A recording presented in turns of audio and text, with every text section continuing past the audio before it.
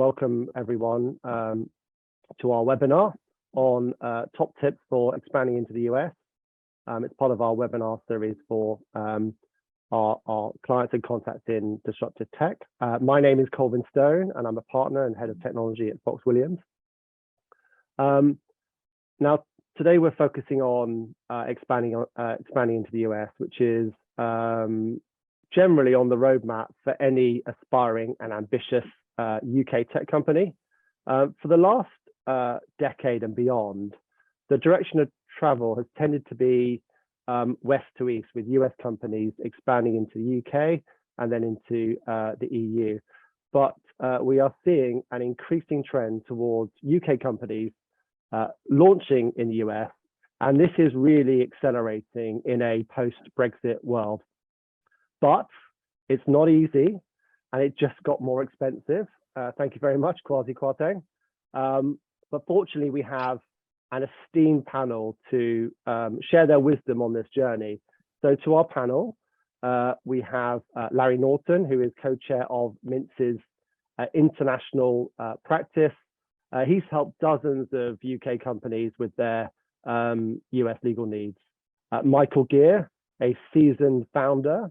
He started numerous businesses in the US and the UK and helped the likes of Badoo with their global expansion, and is now leading humanity on their quest to take over the world, including the US. Nils Mattisson. Nils is the founder and CEO of Minut, having previously worked at Apple for 10 years. Minut is a leading provider of innovative technology solutions in the home sharing market. So I'm going to start with Nils and Minut because they're quite early on in their journey into conquering the US. So Nils, perhaps you could just share your experiences so far in terms of scaling in the US and launching there. Yeah. Thanks so much for having me, Colin. It's great to see your face again. Yeah. So I think for context, like Minut, we sell into like Colin was saying, the short-term rental market, which is we see it as a quite big market, but in the grand scheme of things, it's a niche within like hospitality or adjacent to security. So it's a pretty particular type of customer, and so a company like Minut, in order to become like really viable, we have to be globally dominating almost from the start in order to get to the numbers that we need to be a venture viable business. And so already when we started Minut, we had this ambition of being in the US market, and of course I was actually living there at the time. So we set up as a US company from day one, even though before there really was any customers or anything, and we've kept this structure of having a US top company, even though the majority of our operations is between Sweden and London. And so when we then started to sort of get traction also with US customers, of course, we had the structure in place, which I think most companies who would start in Europe wouldn't have, but that was actually quite helpful, because it meant that there was always an entity that we could use in our US dealings. I'm going to say it's maybe like 3 years ago since we started getting proper traction in the market as a whole, and because the US was a little bit more mature, we got more customers there faster than anywhere. And so even though we've started as a startup coming out of Europe, 60-70% of our customer base has always been in the US. And our experience was that as long as we were very small, there's actually not that much in terms of red tape and problems that you run into. You mostly fly under the radar as a SaaS business. But pretty soon you start realizing that, even though you have expanded into what you think is a country, it's really composed of a lot of states, and all of the states have quite different views on taxes, regulations, employment. So when we started getting to the point where we were selling maybe a few $million a year, that's when we started hitting these thresholds, and suddenly the state of Florida was sending you a letter asking why you hadn't submitted your sales tax records, and we had Colorado asking us why we had clearly full-time contractors when they should have been employees. So these sort of things start to pop up, and we are now in the journey where we're trying to be a bit more by the book, because we are seeing these things, and we have started engaging more personnel. We've used employers of records and things like that when needed, and then in some states where you have different rules, we've kept working with contractors, and so that's sort of my experience. Like, you can sort of like jump head first, and you probably should. That's my entrepreneurial view, but expect that there will be things, and expect that there will be things that you hadn't really thought of, and it's very good to have a solid legal team by your side who can see these things a little bit before the IRS or the government does, so that you can be ahead and not responding to letters with fines, which is how we started. Excellent, thanks, Nils. And Mike, what about your experience, particularly also around, the sort of ideal location? Have you got any thoughts on, where you might set up first? Yeah, I mean, I think Nils covered really well, kind of like the sales kind of thing, and I think he has a lot more experience with that. From my side, I've probably had more with just kind of team members, or I can kind of give an experience from the team member side. We've we've had team members that were on the West Coast, partly because of some of my connections, because I worked out in Silicon Valley for years. But when we started Humanity, we were very kind of clear that for the foreseeable future, first of all, we knew some amazing developers in Poland, and now we have some developers in Macedonia. And we knew that me and Pete Ward, my co-founder, were probably going to be based out of London or possibly New York. And so we very quickly, in the early days, we had one employee that was out in California, and we very quickly understood that it wasn't really, it ended up kind of working out both sides, that it just wasn't a good fit. But I would say, if I was to like analyze why that kind of disconnection happens a lot of times, is that the time zones are just too much with a small team. Once you get to the size of like you're 100 people, you're 200 people, you're going to have to cross those bridges where you have more localized control, and kind of not everybody is syncing on a day-to-day basis. But when you're at 10 people, 20 people in the beginning, the time zones is a real consideration of where you want to actually have people, so that they don't feel disconnected, and that you don't feel kind of disconnected from them, even if you're flying back and forth every once in a while. So that's been probably the biggest experience I encountered. The other thing that's not about time zones was we did the same thing that Nils did. Which I think is probably, if you have the conception that you're going to be in the U.S. market as one of your bigger markets. So we registered in the U.S. as well. But then as we kind of went through and we had good legal counsel on it, we basically understood, okay, well, first of all, we could still set it up so generally we were still able to claim, R&D credits here in the UK, which is a fantastic system that really helps out startups, which is great. The other thing is that we could, with a few more thousands of dollars, paid to good lawyers, you can basically, you could still give EIS, SEIS. There's a lot of check boxes that you need to give. And so I think what we found out in that respect is you can kind of have both sides, as long as you have good legal counsel, as Nils was saying. And so I think that's important to just know for people that are thinking of straddling the, the two sides, is that, actually ask the questions like, can we do both? Can we do that and that? Because I think what I found with a lot of the founders that I've talked to is that the assumption is you got to pick one, and you're just going to have to go with it. And we didn't find that to be true. Excellent.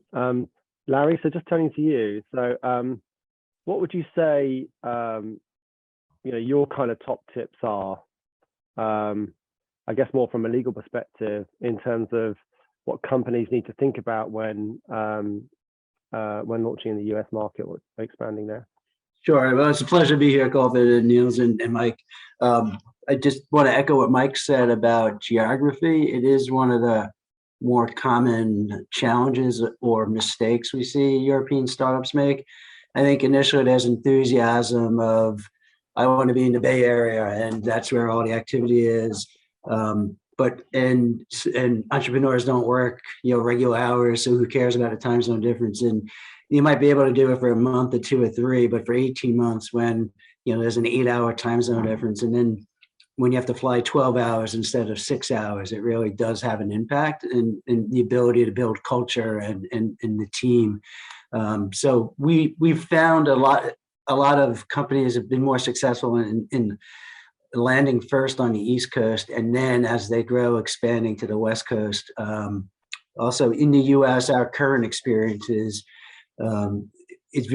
hiring engineers is very challenging in the Bay Area, and you can get strong talent, of course, in Eastern Europe and other jurisdictions, but even in some cities like Pittsburgh and Cincinnati and the like, you can find very capable talent at really a fraction of the cost. So echoing what Mike says, from a more legal perspective, just a couple of things that they both touched upon about structure.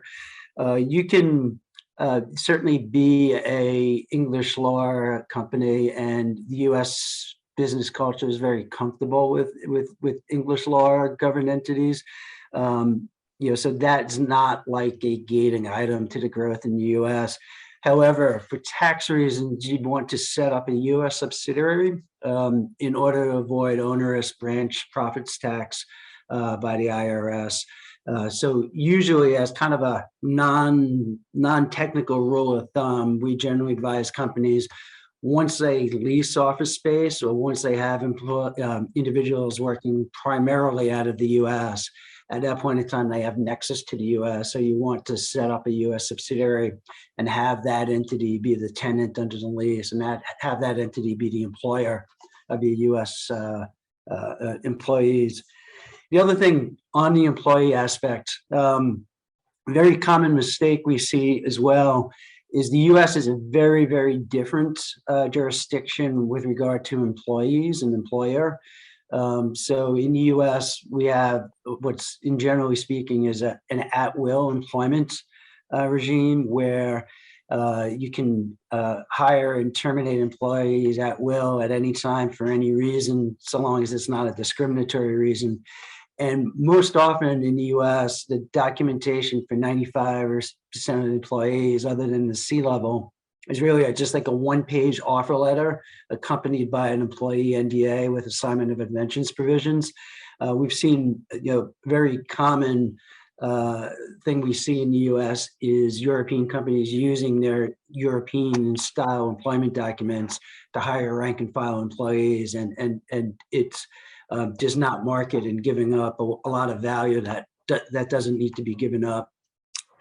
The other thing I would touch upon is keeping it on the employees for a moment, is equity compensation. In the US market is usually people working for startups because they're in it for the equity play. They could be working for a Google or Microsoft or Facebook or Oracle, but they want to do it for more than just the salary and benefits, and instead are looking for equity. And their view is that's where they want to participate on the upside. In my experiences, in the US, employees are expecting a great amount of equity from the option pool than what might be common in Europe. So just something to get out in front of that. When you look to hire your first few key hires, might be a little bit of a learning adjustment just when folks are asking for X% of equity and you're thinking 0.8X.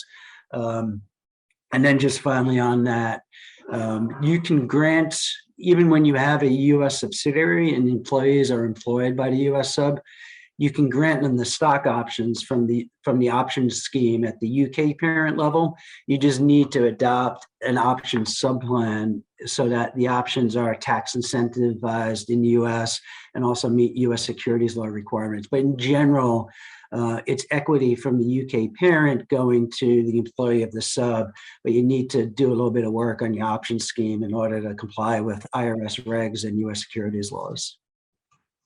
Excellent, thanks. Thanks, Larry. So, Mike, what about, be interested to hear your kind of like top tips in terms of, being in the US. You mentioned location is really important. Mm-hmm. Have you got any others? And maybe also as an adopted Brit, are there any kind of cultural differences that you think, it's helpful to be aware of? Yeah, I'm more Irish really, but yeah. Okay, right. Yeah, I think, well, I mean, the one that I think Larry touched on, I think is worth emphasizing on the first point is, I helped run this consumer VPN that became the largest in the world. We had about 900 million users. And we were running it out of, basically Mountain View. And so if you guys know Mountain View, that's also the, Google's HQ. And so we basically spent, years. I mean, we had a very strong mission, which was basically protecting the internet. And so if I'm honest with you, that's the only way we kept people in the end, because, once Facebook or Google, got one person out of your team, they're fantastic. I'll put it in a positive way. They're fantastic recruiting systems. Then kind of, came after everybody else. And so I think Larry's kind of, it is very important, even if you and your co-founder say want to be in the Bay Area because you want to be talking to all the investors, say, I would very much caution against trying to hire a bunch of, especially developers. Maybe other roles might be easier in the Bay Area itself if there's not a good reason to do so. So I think same thing goes for New York. I think the only arbitrage that happens is if you're in a smaller town, you're going to have less of a supply, but you also have less competition for that supply. New York's not as bad because at least there people are like, do I want to be pushing ones and zeros for a bank, or do I want to, be working for a cool startup? So your selling proposition is a little easier there. I think to the other question, I don't know. I think founders and kind of entrepreneurs are pretty adaptive people. So I think if I was giving advice to say like just anybody off the street, moving to the US, I might have a few things, but I think what I found is that all of my founder friends, I couldn't even tell you where half of them are from because they're just so adaptive that they, other than their accent, they seem to blend in pretty quickly, or not blend in, whichever direction they're trying to go. I do think, I mean, the one advice I could give, when I was out in the Valley, just kind of know that don't see the cities as monolithic. If you're single and young, you want to be in San Francisco. If you're not, you'd want to be down in Silicon Valley, in the Valley, closer to Mountain View, and that because there's more sun, better weather, and you're not going out every night. And I think each of the cities has the same thing, New York and Austin. And so don't see these places as the kind of branding that you saw on the tourist thing. Like actually get to know the city before you kind of pick your final apartment location. So yeah, that'd be the only advice. And what about sort of, we often hear stories about the US in terms of, the kind of litigation risk. Is that, I'll ask you all of this, is that kind of real? Because there are certainly different cultures. in terms of, we're less litigious generally in Europe, and I think certainly from my experience is more litigious in the US. Is that maybe I'll turn to you first, Nils. Is that what's your experience of the US market and culture in terms of litigation risk? Yeah, very much so. Like, it's a completely different culture than we were used to, and it wasn't long after we started like taking a bit of a front runner position in our market that we started getting legal threats. And I'll never forget the first one. Like, it was I felt pretty strongly worded. I had never seen anything like it before, and I took it to our US counsel, and she told me that don't need to worry about this one. They just want to speak to you. And so it was essentially like, a business development reach out, where they figured that the best way to get my attention would be to, call upon some of their patents. But in fact, it was a completely empty threat, because the economics behind it is still such that there needs to be a fair amount of sales for it to be worth pursuing a startup against like an IP kind of conflict. So that was completely news to me. And as soon as you have an IP strategy of your own, those conversations become a lot easier. One very like specific piece of advice I actually have here is you hear about like the patent trolls, and you hear about competitors in like there was in this case or threatening you. That is all true. There are also other things that are sort of like not as much in the news, but are part of doing business, which are these like nuisance lawsuits in relation to accessibility and disability acts. So there are all these rules around how you have to have your website accessible to the blind, etc. For example, if you don't comply with those, you're essentially signing up to pay severances of 5 or 10K every year. They're not big, but they are taking a lot of attention, and it's not a good look towards investors to have these things at you. So I would, if I, as soon as I got like some sort of physical presence or an entity, one of the things that we should have done, we didn't, was to actually get a screening done by a law firm and saying, what are the risks here, and then you can pretty easily mitigate a lot of them, and it doesn't cost as much as the litigation. Yeah, exactly. Yeah, and I think that's certainly my experience as well. There's I think in the US,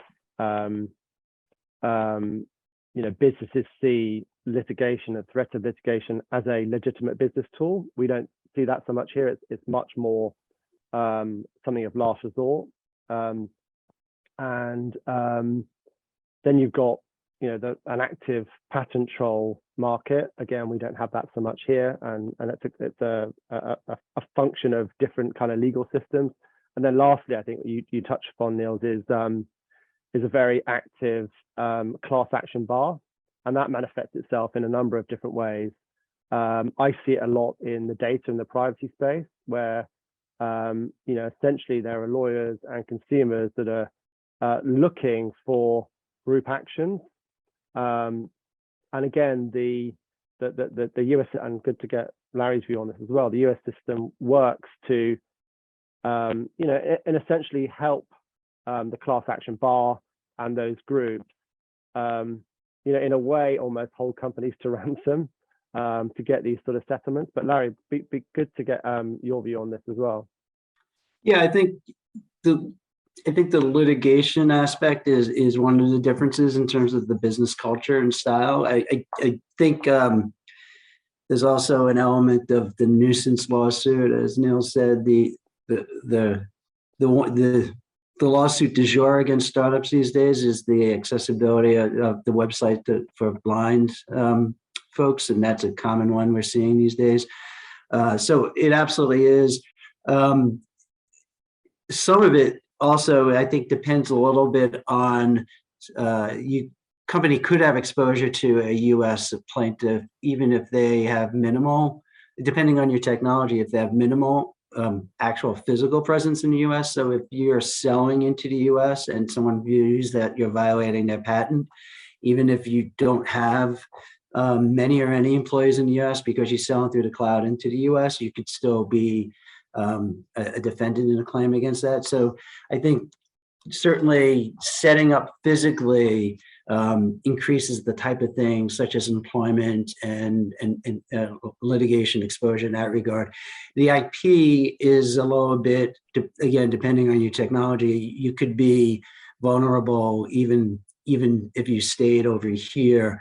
At some level, there's a joke of, your startup has made it big because you got hit with a lawsuit because now people think you're worth suing, right? So you don't get sued when you're seed financed because the plaintiffs look at it as there's just not enough money to make it worthwhile. But once you're doing well in revenue and building market share, you get on people's radar screens, and a lot of good things happen because of that. One of the downsides is you're now on the radar screen for some plaintiffs, but it is something I think also it's a great point about at some level not overreacting. Some of it is just nuisance suits. It's a little bit of a hassle to deal with, but some of those go away, and some of them, frankly, I think also when you're an earlier stage company, it's a completely rational and reasonable decision to not check every I and cross every T just because you need to grow and hire and employees. And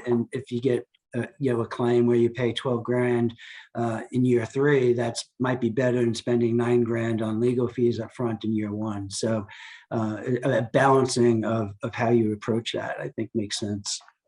Yeah, no, I think that's right. There is a period of time, I think, when you can, kind of fly under the radar, as Nils kind of intimated.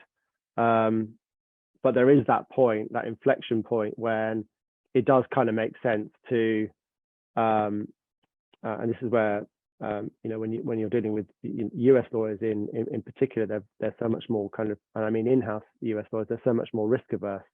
But it does make sense to invest a little bit of time on taking certain actions to safeguard yourself against, a class action lawsuit, because there are a number of things that you can do. And Niall said in the accessibility space as well, there are clearly some compliance and remedial actions that you can take to put yourself in a much better position. So Mike, just turning to you, what would you say, if there's one thing that you would do differently, or the biggest lesson that you've learned from your sort of various activities in the US, what would you say that was, if you can distill it to one? Yeah, I mean, it's tough to answer that now because I think all the great ones have been presented. I think this has been a great webinar. I think that the guys covered so many of the ones that I eventually learned the hard way in some ways. So wish I would have watched one of these webinars early on. Yeah, I mean, for me, it still comes back to the time zone issue. I think team and culture is what's kind of, at Badoo, and then, in the early days, and then, at Anchor Free, like it was always the team and culture that ended up kind of allowing us to kind of fulfill our mission. And so I think in those early days, just setting it up to, you as a founder can always go and find the investors where they are. And honestly, if they're not willing to invest more than 50 miles from their office, then, it might not be the best global partner for you anyway.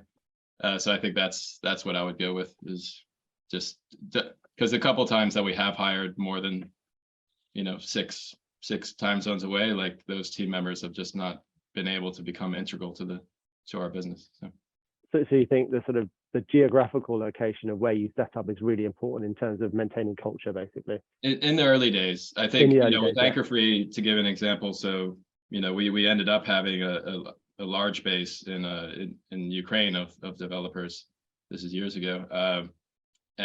but at that point, you know, we were on the West Coast, but at that point we were already 200 people, and we needed by that point to have already crossed that bridge of we need to have some kind of local autonomy of these teams. They can't be stuck with waiting to hear from one team to do what they need to do that day. But in the early days with like 50 people or less, that was the biggest one.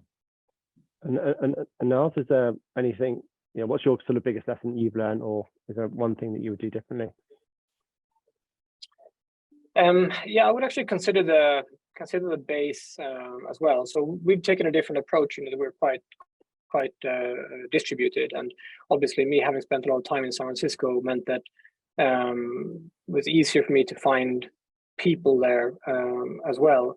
But fast forward a couple of years, what has worked out the best is when we have found people that have previous experience of either running startups or building out for European startups before. I know that's rare, but it does exist. And if I were to do it again, I would probably build around one of them. And like it's been said a couple of times here, like the second cities are can be phenomenal. You know, like Chicago, Toronto. Toronto's not the US, but it still works anyway. And Philadelphia. So that's where we've ended up with some people.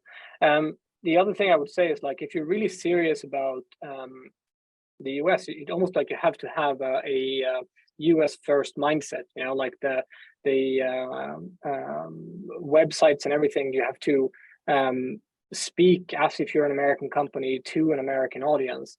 And you know, don't try to do things like selling in euros or having support staff in Europe. Like, you really have to go all in to win the confidence of US customers. And I think when you do that, it is very, very worth it. So I mean, for us now, like I think I said before, like more than 60% of our customers are in the US, even though it's a small portion of the operations of the company. But if we hadn't at least had that, then I don't think we would have been considered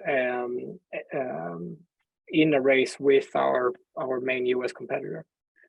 And how do you do that in practice? Is that obviously hiring, you know, people on the ground, local people, but then is it giving them quite a lot of control and, you know, responsibility to run those kind of sales processes and operations, you know, in a way that makes sense for the US market? Is that ultimately how you kind of, you know, achieve that? It's always, that's I think not always straightforward. Right, you have to give them the autonomy. I think the best thing you could do, and I know that's not always possible, the best thing you can do is to send over a co-founder or one of your early employees. They're sort of bringing their culture with them, and you can set up a base around them, at least for a couple of years. If that's not an option, I would find that key employee, and it's got to be someone pretty senior. It's got to be someone that's used to building teams, and then empower them to take their own decisions. They should be able to close and work independently from your leadership team in Europe. Like, if every important decision has to go back to London, you're going to lose a day every time. So you absolutely have to give them the tools that they need in order to run it independently. That's interesting. I'm going to pose a question from the audience, and Larry, I think this is probably one for you. So the question is, I'm just going to read it out. I'm often told that we need to think of the US as multiple countries with different regulatory processes and regimes. Is it possible to find pockets of states and regions that we could look to group the rollout in? How did you plan your growth across the US state by state? So maybe Larry, you can answer part of that question, and I can ask Nils and Mike if they've got any experiences to share. Sure. So kind of sort of as the answer to that. I think one of the things that folks that aren't experienced in the U.S. don't realize is we often talk of U.S. law, and the vast majority of the law that's relevant to you on a day-to-day basis is actually a law of one of the 50 states. So just as a technical point, a lot of the financing commercial agreements are governed by Delaware and New York law.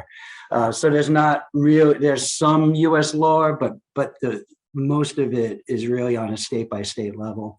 So on one hand, yes, there's differing regulatory regimes.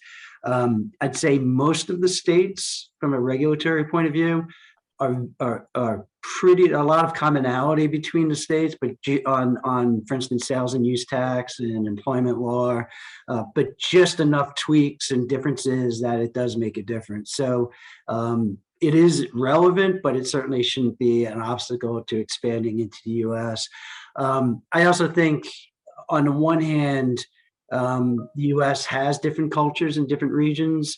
The Southeast, Georgia, Florida, Alabama is very different than Seattle, Washington, and Portland, Oregon, and Chicago is different than Texas, etc.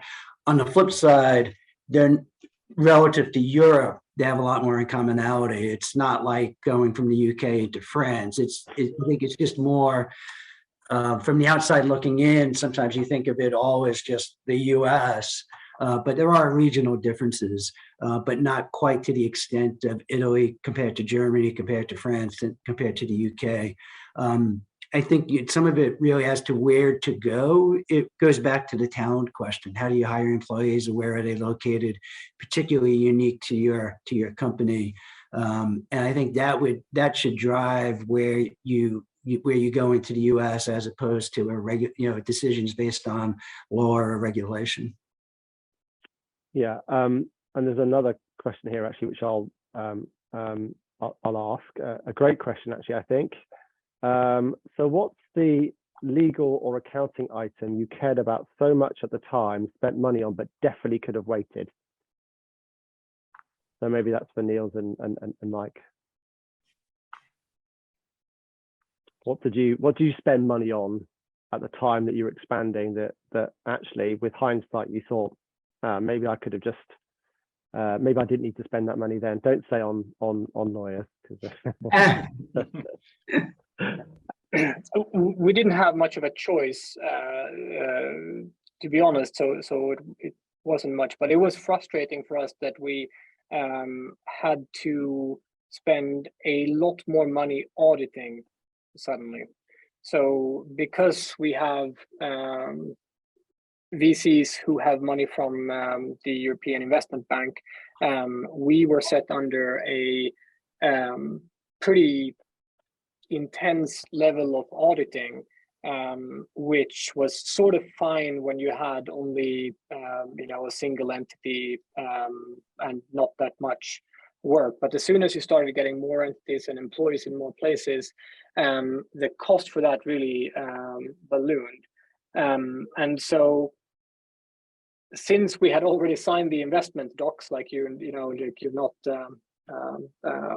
with a few weeks of money in the bank account, you're not going to be trying to figure out what this thing on page 32 with one paragraph actually means to you.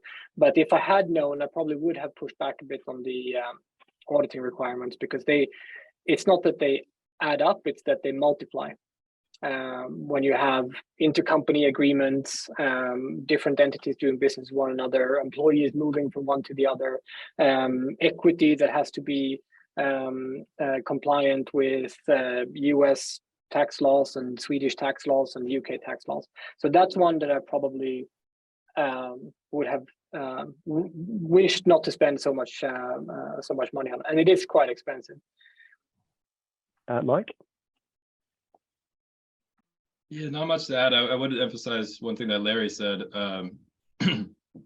like what you should base decisions on. I think I think sometimes we have so many things to focus on as founders that we kind of we might get stuck in a rabbit hole and not know when to switch. you should decide what's best for your employees, what's best for your, for your customers. Make sure that you're delivering what you should to them and treating them right. And then the legal side of things is don't go down the rabbit hole too far, but also don't put it off. Like I do with like my personal taxes. I wait till like, the day before, like just have the meeting, make sure you get the right lawyer, have the meeting, go down the list, make sure that everything's, check mark and do it.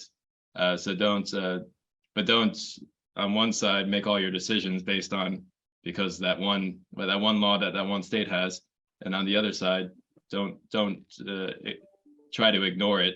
If it's find out what it is, how much the cost is, then you can make these balanced decisions that have been talked about already. Is it worth me spending $10,000 now, or am I too small to actually worry about that, and I should spend it in a year or two. That's it's very general advice, but I definitely see that where people go wrong.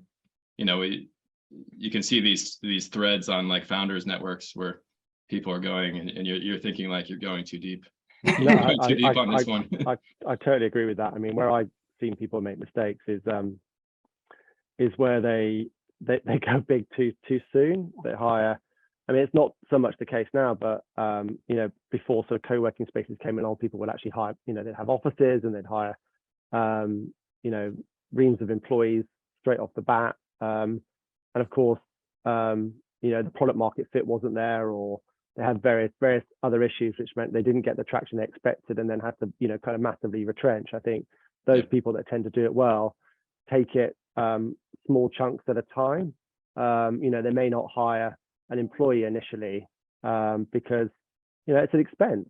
Often people are trying to hire a chief sales officer. That's not cheap in the US. And so the way that I've seen people do it really well is where they do it kind of incrementally and they iterate.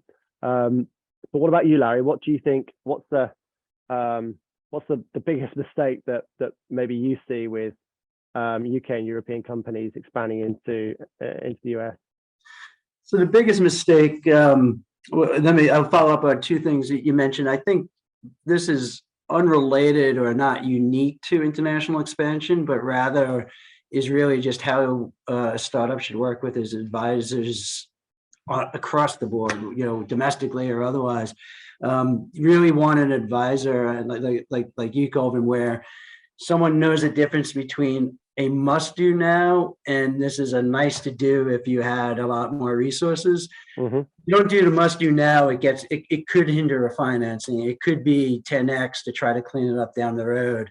But oftentimes we get asked by a startup, almost as you're talking about going big, saying, why don't we do X, Y, and Z? And it's like, well, are you going to need X, Y, and Z in the next 6 to 9 months, according to the business plan? If not, why don't we just push that off until next year to do that? And so just having the judgment of what do I need to do now, because otherwise the damage is really irreversible, versus what can I kick the can down the road? And then just, I guess I view startups really as, in large part, it's people.